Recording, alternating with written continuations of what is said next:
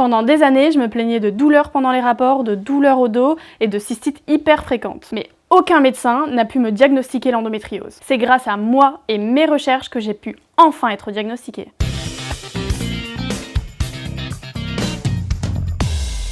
Quand j'étais plus jeune, je commençais à souffrir de cystites stériles à répétition. Ce sont des douleurs à la vessie alors qu'aucun microbe n'a été détecté. À 15 ans, j'ai été voir une gynéco avec ma mère et sa seule réponse a été de me conseiller un lubrifiant ou de moins stresser. Comme si ça allait résoudre mes problèmes. J'ai essayé mais ça n'a rien changé. À chaque nouvelle consultation, elle me donnait toujours la même solution, sans essayer de comprendre ce qui se passait réellement. Avec le temps, j'ai commencé à avoir d'autres symptômes, comme des règles de plus en plus douloureuses ou même des douleurs dans le bas du dos. Et c'est en réfléchissant à tout ça que je me suis demandé si tous les problèmes n'étaient pas liés. À 18 ans, j'ai changé d'adresse et aussi de médecin. Et dans sa salle d'attente, il y avait une affiche avec tous mes symptômes repris dessus. Du coup, on en a discuté et la batterie de tests a commencé. D'abord, une IRM pelvienne, mais négative. Ensuite, visiter un urologue. Il m'a diagnostiqué une maladie sans avoir fait aucun test ni examen. Et je sais toujours pas à l'heure actuelle si c'était du n'importe quoi ou si c'était vraiment pertinent. Puis, j'ai commencé à m'intéresser à l'endométriose. Et j'ai été rechercher des infos auprès de l'ASBL Toi Mon Endo. Et c'est là que j'ai compris que je souffrais probablement d'endométriose. Mais j'étais juste pas dans les symptômes classiques de la maladie, à savoir les règles douloureuses depuis toujours. Chez moi, c'est venu progressivement. Du coup, j'ai été à la clinique d'endométriose à Erasme et là, ma vie a changé. Quand je suis sortie du cabinet,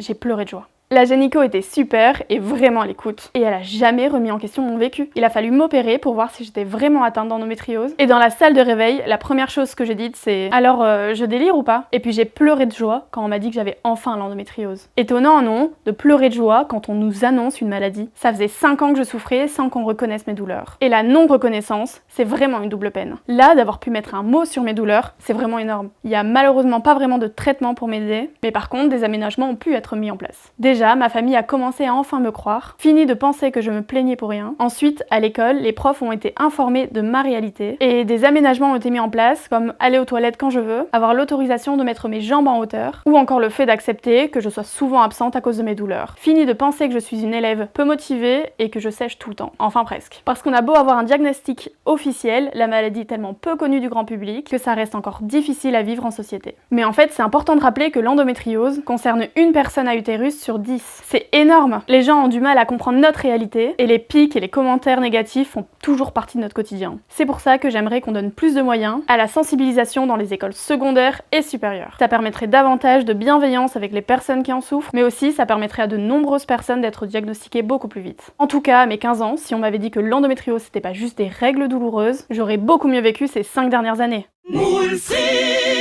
Abonne-toi.